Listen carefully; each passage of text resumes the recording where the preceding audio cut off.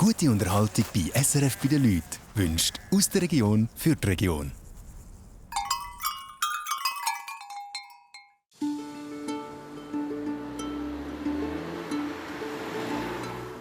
Der Fabian Kappeler ist heute so früh unterwegs wie schon lange nicht mehr. Er hat einen wichtigen Termin zu Luzern und will auf jeden Fall pünktlich dort sein. Also ich könnte noch knapp gehen, ja. Also um 8 Uhr könnte ich jetzt auf den Bus, aber ich bin lieber zu früh dort. Also nachher irgendwie der Bus ist ausgefallen oder sonst irgendetwas und du bist einfach zu spät dort.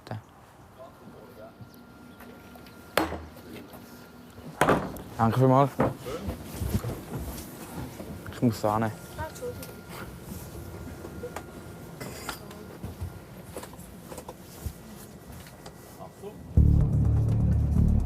Er ist eingeladen zu einer 3-tägigen Schnupperlehre als Uhrmacher. Klar, dass er nicht zu spät kommt.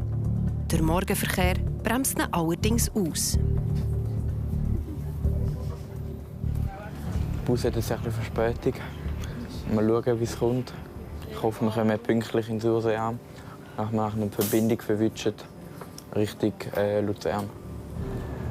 Der erste Tag, zack, und spät. 10 Minuten.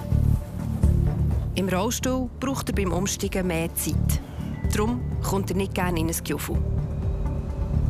Ich muss jetzt zuerst zu der Rampe, die Rampe runter, unten durch und die Rampe rauf. Und dann geht es einfach ein bisschen länger. Das ist SRF bei den Leuten. Familiensache. Jetzt heisst es Gas geben. Am Fabian bleiben nur ein paar Minuten zum Umsteigen. Andere rennen los, er hat Hindernisse im Weg.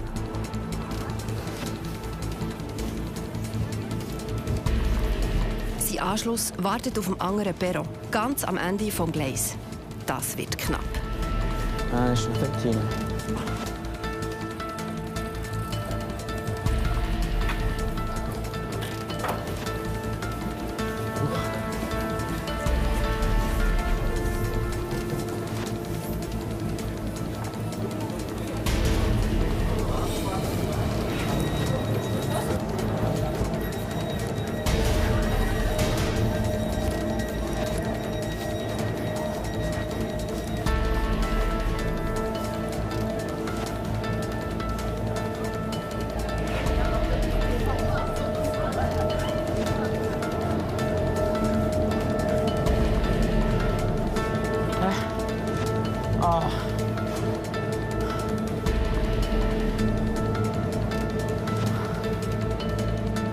Jetzt ist der Zug abgefahren vor der Nase.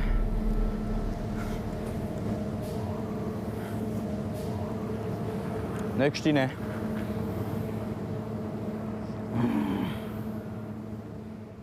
Weil jetzt komme ich 6 Minuten zu spät und das beim ersten Tag beim Schnuppern. Ich glaube, ist nicht so positiv. Ja, ich kann schon nichts dafür, aber es ist gleich irgendwie so scheiße. Basel Arbalwas Session.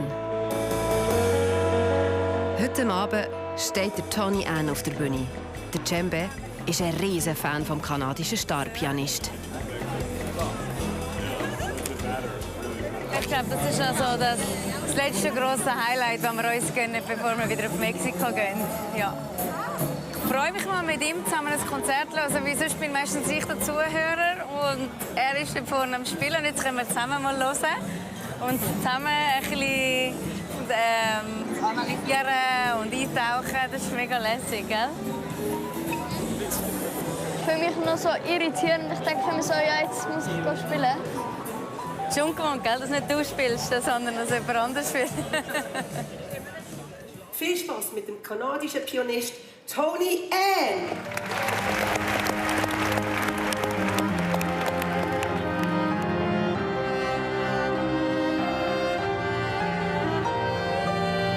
Vor dem Konzert hat der Djembe an einem Klavierwettbewerb mitgemacht.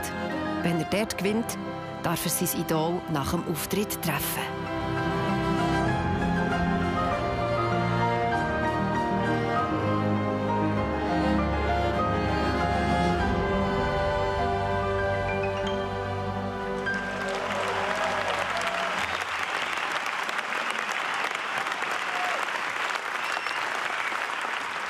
Jetzt kommt es aus, ob dem Cembe sein Traum wahr wird. Die Chefin von der Baloise Session, Beatrice Stirnimann, weiss, ob dem Cembe sein Klavierspiel überzeugt hat. Mega. Also, und weißt du was? Jetzt haben wir noch eine mega Überraschung für dich. Willst du gerne jemanden kennenlernen? Willst du gerne den Tony Ann kennenlernen? Was? Ja, kommst du mit? Was? Great. What?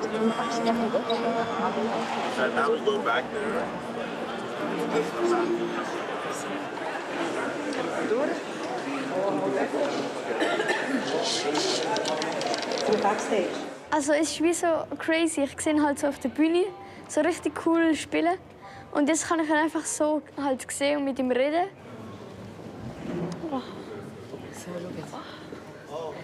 Oh, hoi, du bist super.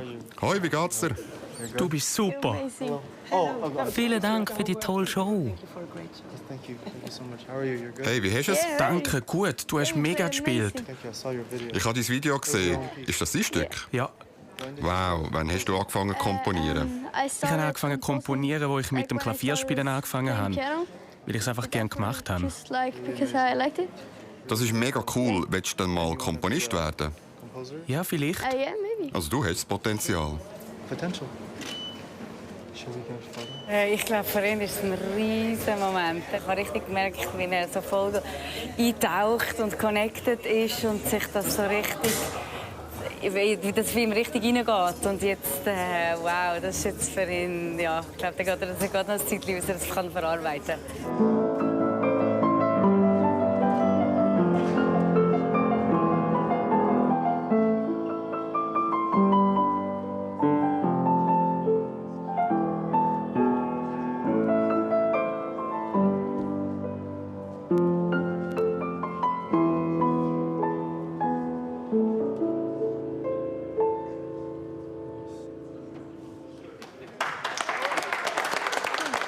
Thank you. When did you compose that? It's nice. Das ist schön. Thank you. Danke. Thank you. Danke vielmals. Ja, zum ihn halt so gerade so live gesehen und so mit ihm reden, das ist crazy.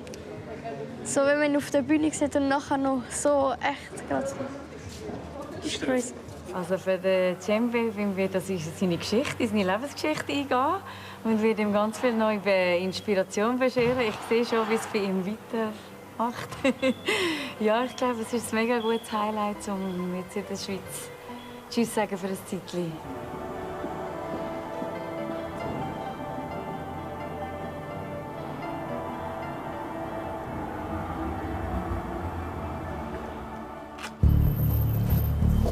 Der Fabian Kappeler ist zu Luzern angekommen. Wenn jetzt alles reibungslos läuft, kommt er doch noch rechtzeitig im Betrieb an. Einmal muss er noch den Bus nehmen. Ja, das Busfahren macht mich schon nervös, ja, würde ich sagen. Weil eben, jetzt ist vorne der Zug weggefahren. Vielleicht verwünscht man jetzt den falschen Bus. Ja, ist mir auch alles schon passiert.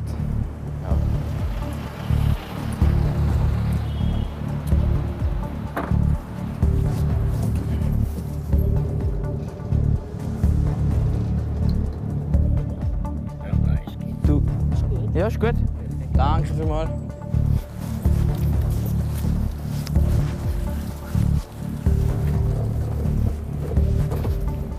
Geschafft. Der Fabian ist tatsächlich pünktlich und der Lehrmeister merkt nichts von seinem Stress. Guten Morgen, Herr Kappeler. Grüezi wohl, Herr Fuchs. Willkommen wieder für den Bucher. Ich glaube, es ist am einfachsten, wenn wir per Du machen. Ich bin der Paul. Ist das gut? Ja, das ist gut. So. Freut mich. Super, sehr gut. Dann werden wir heute einen spannenden Tag haben. Ist gut, ja. Wunderbar, dann starten wir gerade. Mit der Hilfe vom Paraplegikerzentrum Notwil hat der Fabian die Schnupperlehre bekommen. Ich finde es etwas Schönes, wenn wir einem jungen Herr wie Fabian das bieten könnte. Und jetzt müssen wir halt schauen, hat er auch die Fähigkeiten. Und wir können es ihm natürlich wirklich nur bieten, die Chance, wenn er die Fähigkeiten uns so zeigen. Das wird heute an dem Tisch sein. Wir werden hier miteinander das Uhrwerk auseinandernehmen und wieder zusammensetzen. Ich würde sagen, starten wir gerade. Ist das gut? Ja, das ist gut. Super. Und als allererstes müssen wir das mal entspannen. Das heisst, wir haben hier drauf Kraft auf dem Federhaus. Als ich das Uhrwerk vor mir hatte, habe ich mir schon gedacht, wow, so viel Teile. Und als ich den ersten Teil weggenommen habe, sind darunter gerade noch mehr Teile und noch kleinere. Dann habe ich mir schon gedacht, das wird etwas Cooles. Ja. Langsam ausziehen, vielleicht zusätzlich wackeln. Sehr gut.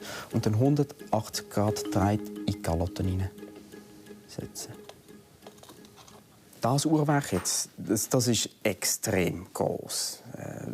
Wir gehen dann relativ schnell auf viel kleinere Uhrwerke, aber am Anfang natürlich auf etwas Grossem wie das jetzt, wo man auch den Mechanismus alles richtig erklären kann, weil umso kleiner es wird, umso schwieriger ist das nachher zu zeigen.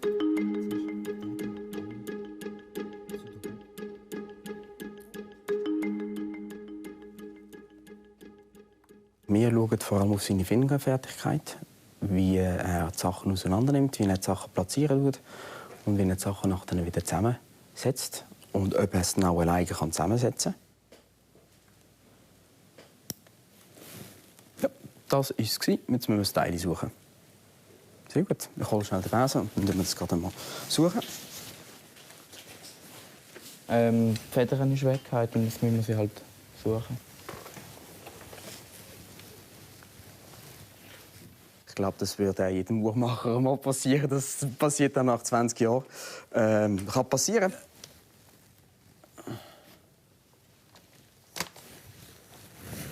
Nein, ich glaube, die ist weg. Gut, dann müssen wir eine neue holen. Der Fabian muss herausfinden, ob Uhrmacher etwas wäre für ihn. Es sind halt schon viele Sachen, aber ich finde es irgendwie cool, ja.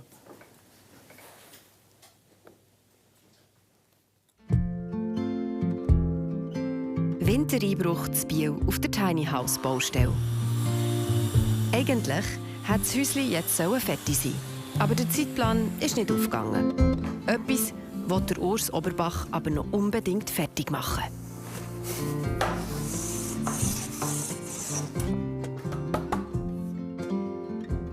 Heute ist das Ziel, den Boden fertig zu verlegen. In den letzten 2 Zimmerlis. Dass wir das Jahr noch schaffen. Da habe ich einfach dann auch mega Freude, das reintun. Darum macht man das auch gerne am Samstag. Das ist eigentlich mehr ein Privileg und nicht eine Arbeit. Seit gut 1,5 Jahren arbeiten Oberbachs jede freie Minute an ihrem Tiny House. Dann schön überlegen, ob man das Abschlussblech drüber tun oder einfach eine Silikonfuge. Das ging beides. Sonst noch immer noch fragen, was sie jetzt meint. Es macht aber recht viel aus so vom Raumgefühl, wie es wirkt und so, wenn der Boden schon fertig ist. Darum haben wir auch gesagt, das ist eine Etappe, die uns jetzt dieses Jahr noch wichtig ist. Weil man da einfach optisch recht viel jetzt noch verändern, so am Aussehen. Und sieht man so richtig, was man geschafft hat. Hallo. Hallo. Hi Anja. Du bist gerade da, nein. Schuhe abklopfen, in Luft, Schuhe abklopfen. Jetzt darfst du rumlaufen.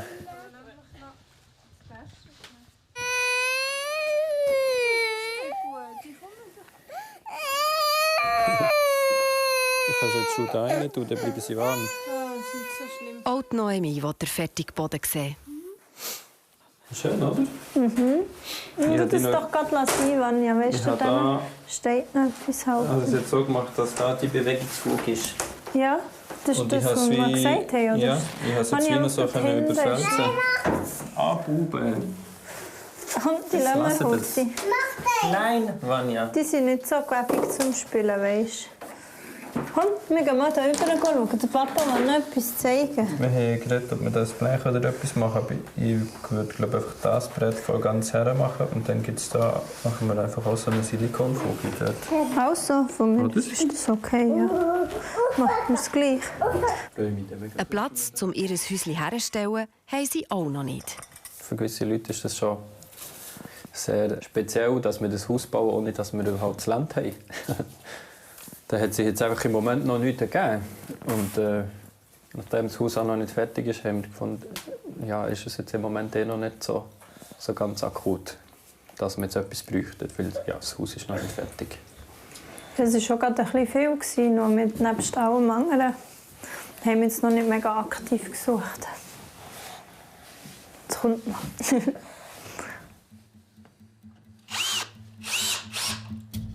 Eins um das andere also.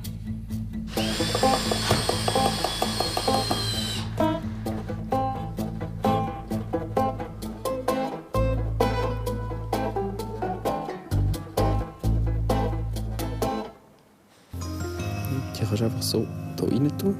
Mit Geduld und Fingerspitzengefühl kleine Teile zusammensetzen, das sind Fabian Kappeler seine neuen Talente, die ihn in die Schnupperlehre zum Uhrmacher gebracht haben. Bevor das Uhrwerk wieder komplett zusammengebaut ist, muss der Fabian es noch ölen. Und da am besten, Paul, auch nicht auf die Fläche kommen. Am besten einfach da drauf. Nur in die Vertiefung rein, gell? Okay.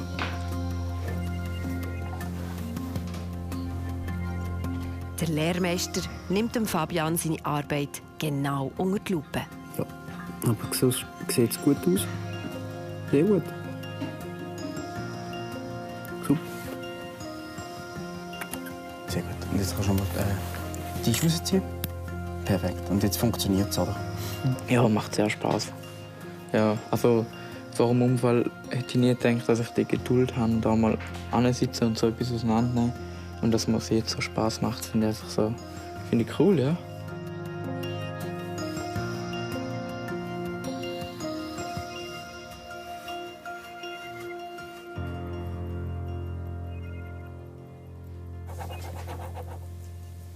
Perfekt. Und sie läuft.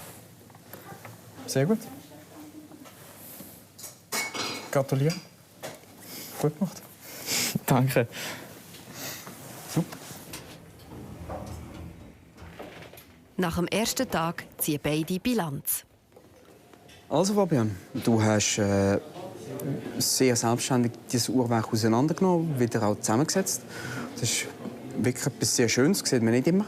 Also ich finde, der erste Tag ist super gelaufen. Auch wenn wir etwas verloren haben, etwas Kleines. Aber sonst war es gut. Also ich freue mich auf die 2 weiteren Tage als Uhrmacher hier. Ja. In den nächsten Tagen entscheidet sich vielleicht Fabian seine berufliche Zukunft.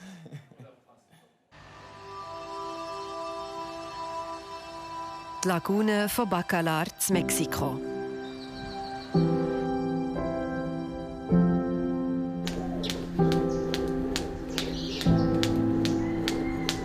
Seit etwa 6 Wochen ist René Losli wieder da an Wärme.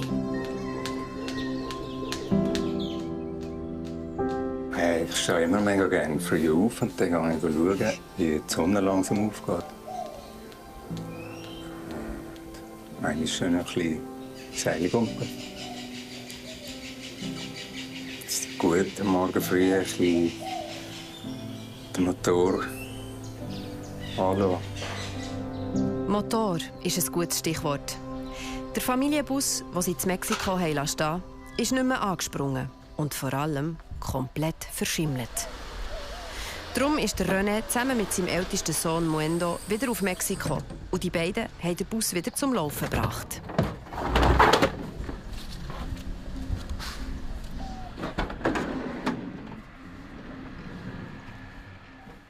Es hat übel geschmeckt und an einigen Orten Schimmel angesetzt. Nicht schön gewesen. Und dann haben wir einfach alles ausgeräumt. Und mega lang, jetzt halt wirklich ein paar Wochen aussortiert, vorgeschmissen, gewaschen. Zum Teil einfach probiert, Gerüche zu neutralisieren. Weil so schlimm hat es eben nicht ausgesehen. Bei viel Wäsche hat kein Schimmel oder so etwas drauf gehabt, einfach der Geruch. Und das war eben hier in Au. Reis, Kaffeepulver, Bachpulver, alles so Zeug noch ausprobieren, um Gerüche wieder ins Lot zu bringen. Ja, das mit dem Kaffee weiss ich noch vom Fliegen. Als Flight Attendant haben wir einfach die fetten, grossen Kaffeeküsse auf dem Sitz, wenn jemand gekotzt hat. Das hat geholfen. Die Kaffee hilft.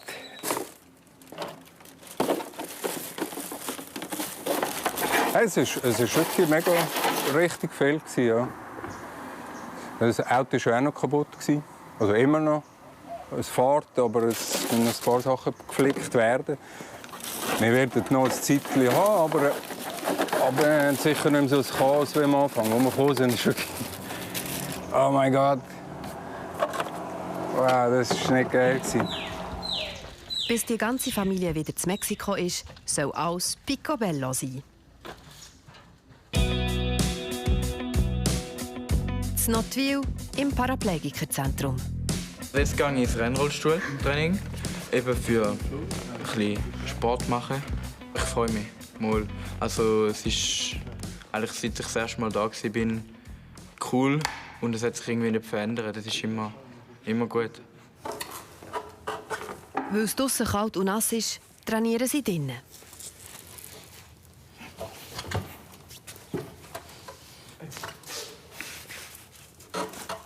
Ja, jetzt ist gut. Der Fabian hat kein Gefühl in den Beinen. Darum kann er ohne Probleme so zusammengelegt im Rennrollstuhl hocken. Ja. Sitzt ist gut?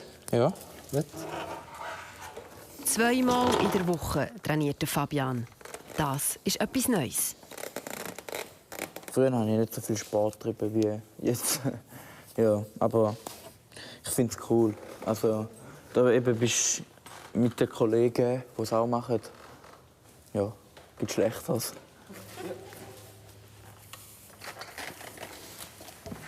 Der Tim und der Fabian wohnen zusammen in der WG. Das machst du dann so zu am Schluss. Und dann gehst du so an. So. Am meisten Muskeln braucht es in den Armen, weil eben eigentlich alles über den Arm geht. Also, dann wir zuerst ganz fein beidhändig einfahren. Gut.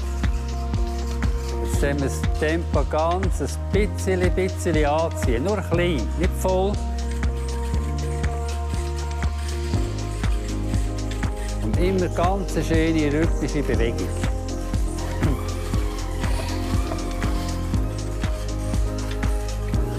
Und jetzt langsam ein bisschen schneller werden. Nur ganz langsam das Tempo anziehen. Das Tempo nur ein bisschen anziehen. Langsam Gas geben. Und im dritten Gang 15. Sehr gut. 20. 25. Und ruhig. Gut. Wieder ein bisschen erholen, so ganz viel mit beiden Händen. Also gut, 30er hast du gesehen? Ja, etwa so 29, glaube ich. Ja. Probieren wir das nächste Mal sogar den 30er voll zu sehen. Mhm. Sehr gut. Ich habe den Fabian ein bisschen angestüpselt in den Wegen, dass er doch mal ins Training vorbeikommen schauen. Und nachher hat er mal gesagt, ja mal, er kommt mal vorbei. Und jetzt ist er da gelandet und hat sehr viel Spass. Ja. Also Fabian ist sicher eigentlich erstaunlich schnell drin.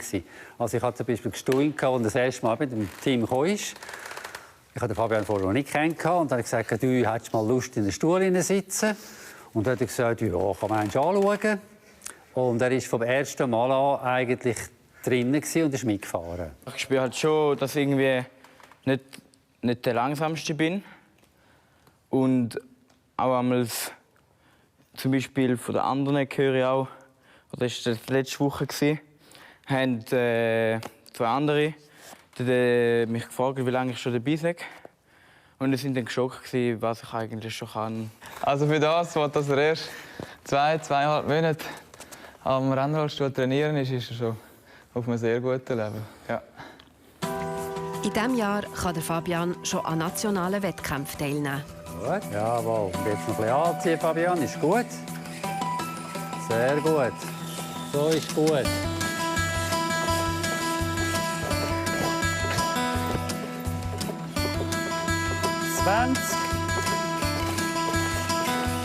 Und gut. Sehr gut. Und? Jetzt ist 31 irgendetwas. Hey, super, sehr gut. Und es wird sogar noch mehr drinnen liegen. Vom Alter her, von den Voraussetzungen her, ist das für mich absolut realistisch, dass der Fabian in einen Bereich kommt, wo Spitzensport ganz klar ist. Ja.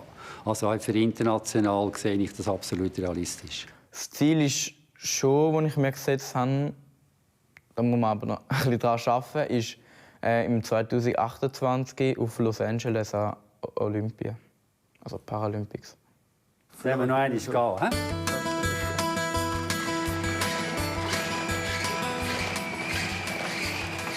Wenn ich jetzt denke, wie es mir vor einem Jahr gegangen ist, bin ich froh, wie es mir geht.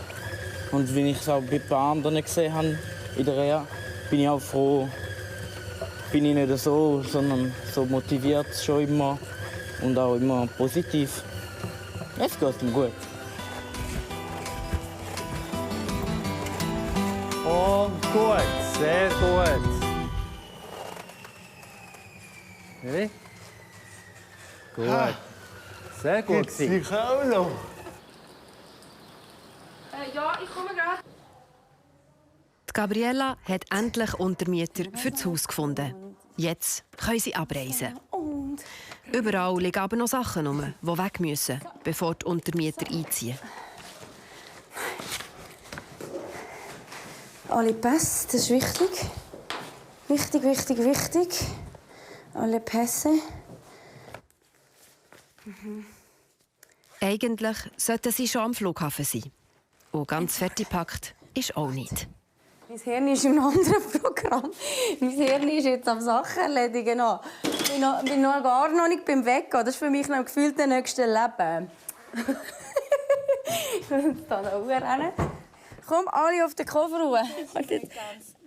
Die beste Freundin von Gabriella hilft auch noch beim Endspurt. Die sagen ja, Kontrolle bitte. Ja, Yes! Oh, cool. Der ist sicher nicht 20 Kilo. Der ist wahrscheinlich etwa 120 Kilo. Ich weiß ja nicht. Ja, aber in Mexiko ist die Chance groß, dass einem Leute helfen. 1, 2.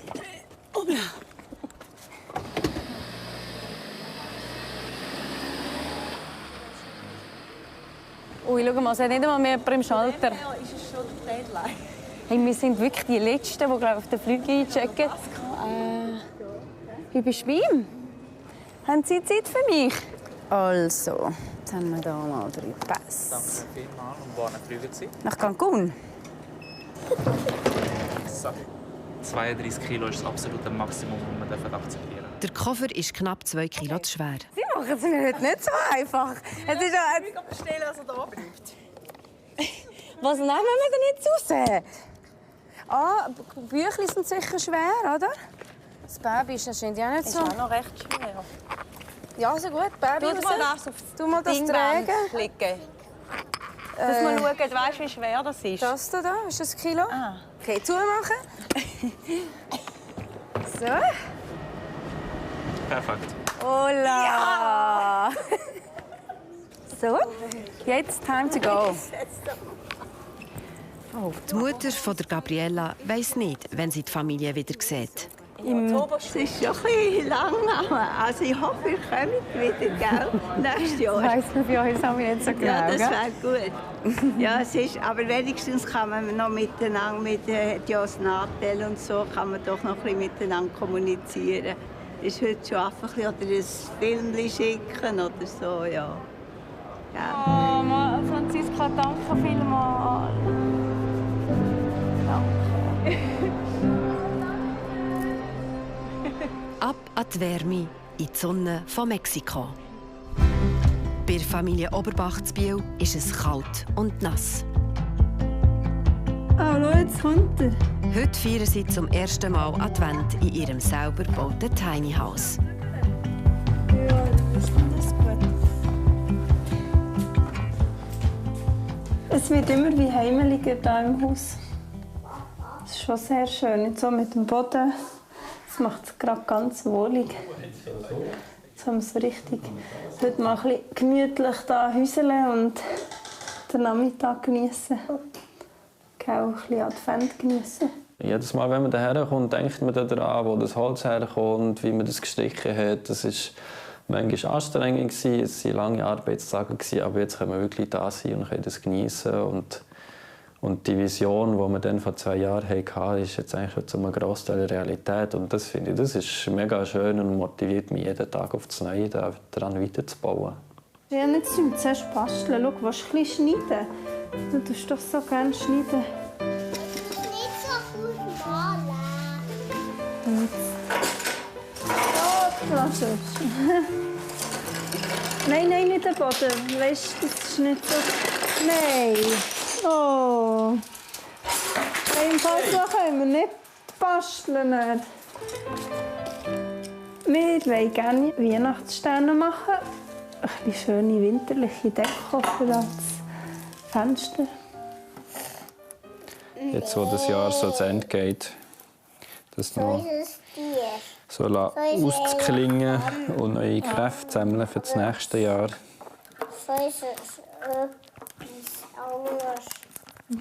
Dann noch im Endspurt das Haus fertig bauen. Jetzt haben wir mega viel geschafft. Also erreicht. Das ist wirklich viel. Und jetzt sieht man es auch langsam so. Schon weniger Baustellen viele jetzt. Ja. Weil es halt gemütlicher ist jetzt drin. Das darf mega mal. Nein, das machen Sie. Oder? Ja, nein, das stimmt. Jetzt kannst du mal ans Fenster heben, Vanja. Kannst du mal den Tisch Wow. Viel Zeit und alles Ersparte haben sie in ihr Häuschen gesteckt. Also ich würde es immer wieder machen. Auch wenn es mega streng ist, aber das ist ja auch mit Kindern so. Wenn man wüsste, wie streng es ist, ist es vielleicht besser, wenn man nicht alles weiss. Und genauso wie jetzt bei diesem Häuschen. Es ist gut, wenn man nicht alles weiss, aber ich würde es trotzdem wieder machen. Ja, ich glaube, das auf jeden Fall. Also, Ja, also bereuen tun wir es überhaupt nicht, dass wir das Projekt gestartet haben. Also wir haben ja gewusst, von Anfang an, dass es eine strenge Zeit wird, weil wir im Moment Kinder haben und Selbstständigkeit und ein Haus bauen. Aber es ist auch eine riesige Chance für uns und für die Kinder. Wenn das fertig ist, dann können wir sehr viele Sonntage so gemeinsam verbringen als Familie und es zahlt sich noch in unseren eigenen 4 Wänden. Da, auch. Nimm das Sofa. Also, Mann, da haben wir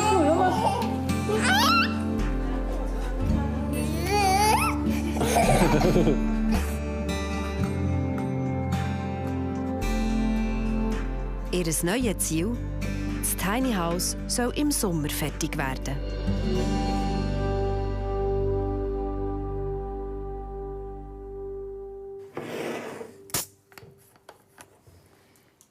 Der Fabian hat vor ein paar Tagen Bescheid bekommen vom Betrieb, wo er schnuppern.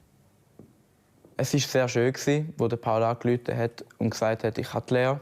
Einfach, ich sollte noch mal ein Wochenende lang darüber nachdenken, ob ich die Lehre überhaupt will oder nicht. Für mich war eigentlich in dem Moment schon klar, ja, ich will sie. Heute kann der Fabian den Lehrvertrag unterschreiben. Für das kommt ihn sein Vater abholen. Hey. Hoi. Mein Grosser. Hoi. Hoi. Und? Alles gut? Ja, wie immer. Super. Die Eltern von Fabian sind geschieden. Sie wohnen aber beide im gleichen Dorf und der Fabian geht der Vater regelmässig besuchen. Nervös? Schon ein bisschen, ja. Schon ein bisschen nervös, ja. Ich auch. Mhm.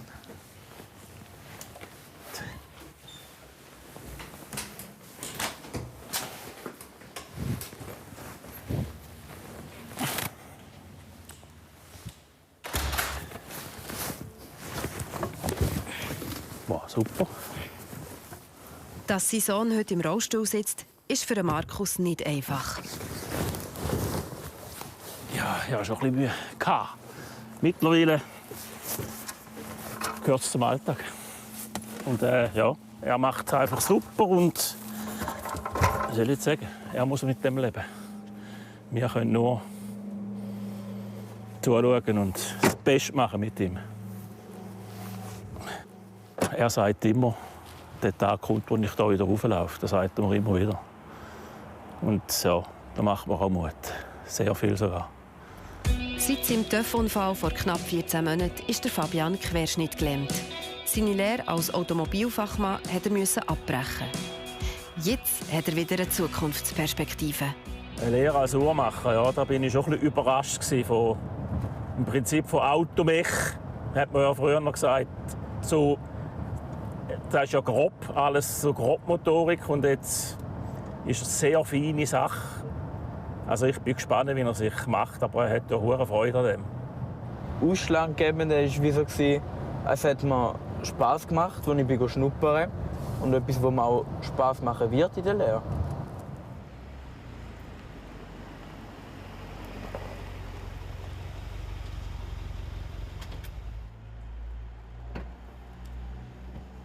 Hey. Hoi. Hi. How are you? Gut, selber? Ja, gut, danke. Seine Mami ist froh, dass der Fabian genau weiss, was er will. Sich so schnell für etwas entscheiden, das ihm wirklich Freude macht und wo er selber entschieden hat, finde ich sehr gut. Hallo Jörg. Hallo Nicola. Hoi, Fabian. Auch die Betreuer vom Paraplegikerzentrum sind bei diesem wichtigen Moment dabei.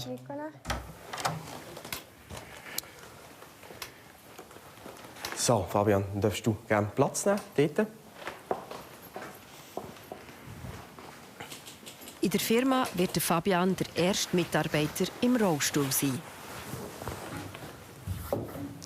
Es freut mich, dass wir heute alle hier zusammenkommen zu diesem tollen Ereignis. Ich denke, einen Lehrvertrag unterschreiben ist immer etwas Spezielles, ein sehr toller Meilenschritt im Leben eines jungen Menschen und auch nachher für die berufliche Zukunft. Ich finde es einfach cool, dass ich im Rollstuhl bin und sie mich eigentlich gleich behandelt wie ein normaler Lehrling. Ja, das finde ich einfach gut. Das habe ich auch da, wo ich schnuppern gemerkt. Ja. Deine Lehre startet am 1. August 2025, geht bis am 31. Juli 2029. Ja. Ja. Es sind 4 kurze Jahre, glaube ich. Das glaube ich schon, ja. Aber intensiv. Es ist komisch, dass ich wieder wie von Anfang an bin, weil die Kollegen sind nächstes Jahr fertig, also im 26. Also mit dem Alessio, meinem besten Kollegen, wo ich die Lehre eigentlich angefangen habe, der hört jetzt im 26 auf und dann habe ich noch 3 Jahre vor mir. Das ist eigentlich schon ein bisschen komisch, ja. Dann beim Jetzt fehlt nur noch die Unterschrift von Fabian. Als dein verantwortlicher Berufsbilder? Ich bin sehr nervös. Also, mir ist im ganzen Körper ein bisschen warm. Ja, und ich bin sehr aufgeregt, ja. Aber ich freue mich auch, muss ich sagen. Ja.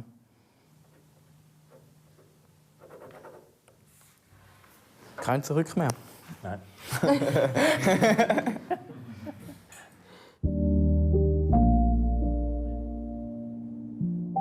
In der Stadt wollen sie den neuen Lehrvertrag noch feiern.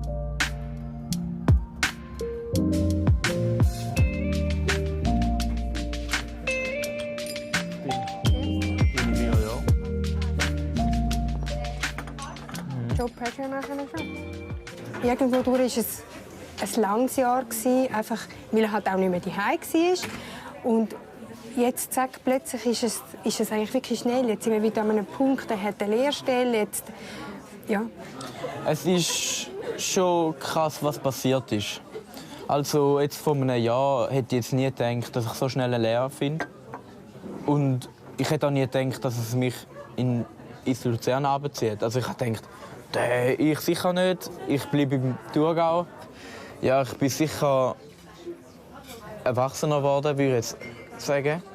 Und auch irgendwie kommunikativer, also mit anderen Menschen. Also zum Beispiel, ich will auch schneller mal sagen, ich brauche Hilfe bei etwas. Anstatt früher hätte ich wahrscheinlich einfach probiert, ja, machen wir.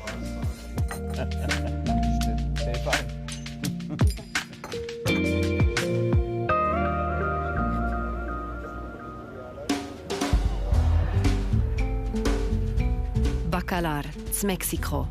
Etwa 12 Flugstunden von der Schweiz entfernt. Heute kommt auch der Rest der Familie Losli-Sieber in Mexiko an. Fast 2 Monate waren sie jetzt getrennt.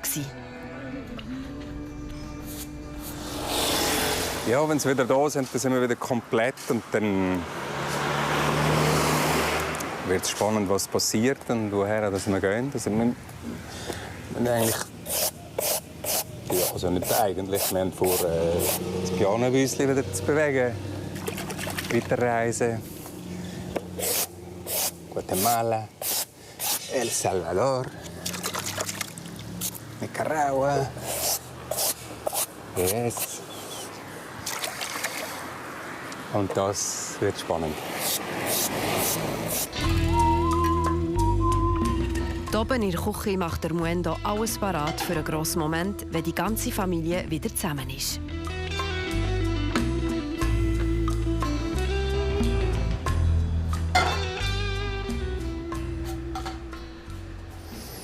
So, how many would you take? Kann ich 4, 3, 4. Ja, 1, 2, 3. Ja, das lange. Also mit der. No, come on. Nach 5 Stunden Autofahrt haben sicher alle ein bisschen Hunger. Hi. Hallo. Come sta? Wenn du längere Haare rufen die hier rein. Hallo. Hola. Hoi. Hoi. Hola. Hast du geschafft? Hoi. Halleluja. Hoi. Hoi. Danke. Jeder Moment das. Jeder Moment das. Das ist vom Blumenladen. Die Karte hat sie nicht. Oh ja, stimmt.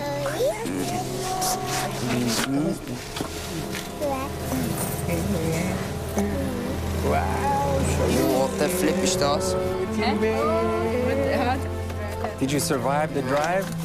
Ich realisiere es gar nicht richtig. Es ist so wie, wow, da so viele Ups und Downs und Twists und Turns. Das ist irgendwie so, wow. Und gleichzeitig ist es so vertraut. Richtig vertraut und schön, wieder da zu sein, in der Wärme. Und ja, in dieser anderen Heimat, die sich auch schon langsam recht näher anfühlt. Ich muss mal schauen, wie das Auto jetzt aussieht. Ah, ja. Das nimmt mich Wunder. Da bist du noch den Boden am Rechnen. Der Boden ist am Rechnen. Ich bin immer noch am Schrauben, weißt du? Jetzt. Oi. Nein, das bringen wir schon wieder an. Wir dürfen einfach nicht vom Schweizer Standard ausgehen. Oh, mit selber gemacht den an. Ja, das Feine habe ich gemacht. So. Oh, Sie versichern. Ich habe doch gewusst. Ich habe doch gewusst, meine ist von dir. Mega cool. Ich finde es wieder schön, wieder da zu sein. Ja, es war eine rechte Berg- und Talfahrt bis dahin. Und jetzt ist es so wie... Yes. Und dann nachher so ein herzliches Willkommen bekommen, ist gerade so... Ach, mega schön. Ich finde es mega cool, dass wir wieder da sind. Mega schön. Jetzt würde ich mega gerne mit dem Cembe das Klavier zusammenbauen. Mhm. Und Are you in? Let's go. Auch das Klavier hat unter dem feuchten Klima gelitten, in der Zeit, in der Cembe mit der Familie in der Schweiz war. Zum Trocknen und Putzen hat der René auseinandergenommen bei seiner Ankunft zu Mexiko. Jetzt ist der Cembe gespannt, wie es tönt. Kurve machen, dass es nicht so aufhört. Da. Ist gut.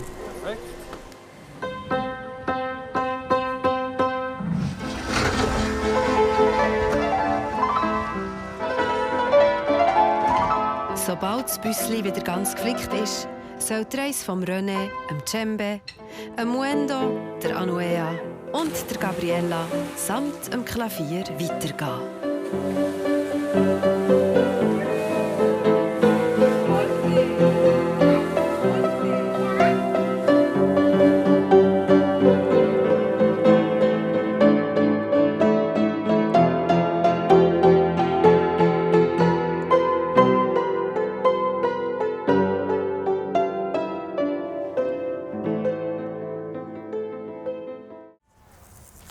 SRF bei den Leuten ist Ihnen präsentiert worden von «Aus der Region für die Region».